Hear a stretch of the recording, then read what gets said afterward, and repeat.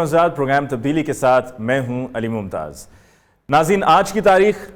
15 جون، لیکن اب سے 2 روز بعد یعنی کہ پرسوں 17 تاریخ کو احتجاج ہونے جا رہا ہے۔ یہ احتجاج ہے پاکستان عوامی تحریک کا، اور اس احتجاج کی وجہ وہی واقعہ جو اب سے 2 سال پہلے 17 جون سن 2014 کو ہوا۔ مختصراً کچھ اس واقعے کی تفصیل آپ کو بتا دیتا ہوں، پھر اس کے بعد آج کے پروگرام میں معزز مہمانوں سے بھی ان کی رائے جانیں گے۔ 17 جون سن 2014 کو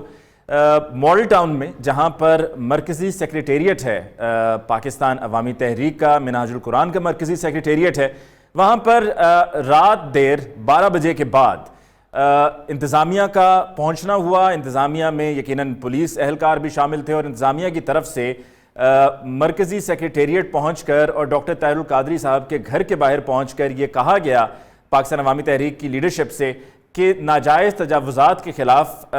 ہمیں حکم دیا گیا ہے کہ آپریشن کیا جائے اور ان تجاوزات کو ہٹایا جائے۔ بات بڑھتے بڑھتے اس حد تک بڑھی کہ وہاں پر پولیس اہلکاروں کی تعیناتی میں اضافہ ہوا، مزید پولیس کو وہاں پر طلب کیا گیا۔ پاکستان عوامی تحریک کی طرف سے یہ کہنا تھا کہ یہ مطالبہ سراسر غلط ہے، کیونکہ یہ جو وہاں پر بلاکس رکھے گئے ہیں، جو روڈ کو بند کیا گیا ہے، اس کے لیے باقاعدہ پہلے اجازت لی گئی ہے، اور یہ سب اس لیے بھی ضروری ہے کہ وہاں پر قائد پاکستان عوامی تحریک ڈاکٹر طاہر القادری صاحب کی رہائش گاہ ہے، اور جس طرح کی سٹیٹمنٹس طاہر القادری صاحب کی طرف سے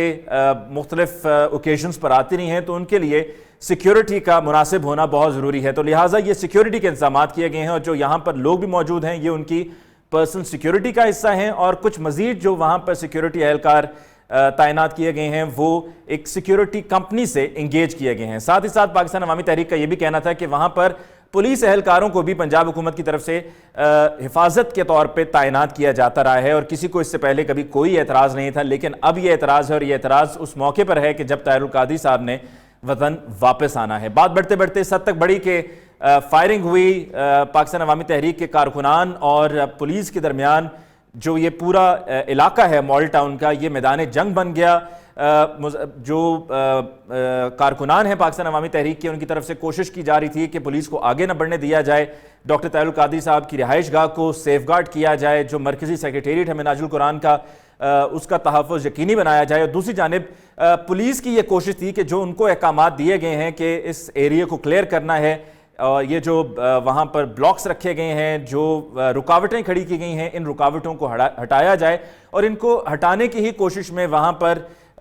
مشینری، ہیوی مشینری بھی منگوائی گئی، اور یہ معاملہ اس حد تک بگڑ گیا کہ آخر میں بات اس نقطے پر جا پہنچی کہ فائرنگ ہوئی۔ کہنا ہے پاکستان عوامی تحریک کا کہ یہ فائرنگ پولیس کی طرف سے ہوئی، اور انتظامیہ کا کہنا ہے کہ یہ فائرنگ صرف پولیس کی طرف سے نہیں ہوئی ہے، بلکہ یہ پاکستان عوامی تحریک کے کارکنان کی طرف سے بھی ہوئی ہے۔ حکومت کا یہ کہنا ہے، پنجاب حکومت کا، کہ پاکستان عوامی تحریک کے کارکنان کی طرف سے پیٹرول بم پھینکے گئے، اور ان کو منتشر کرنے کے لیے آنسو گیس کی شیلنگ اور پھر فائرنگ کا استعمال کرنا پڑا۔ اور پھر پاکستان عوامی تحریک کا یہ بھی کہنا ہے کہ اس روز جو 14 لوگ شہید ہوئے، یہ پنجاب حکومت اس کے لیے ذمہ دار ہے، وزیر اعلیٰ پنجاب شہباز شریف اس کے لیے ذمہ دار ہیں۔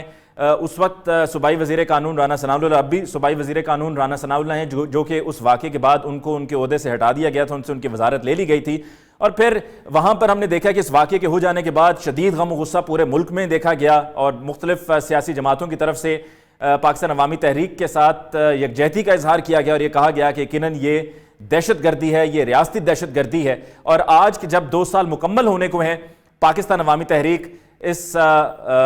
واقعے کی یاد میں یوم شہداء منانے کے لیے 17 تاریخ کا احتجاج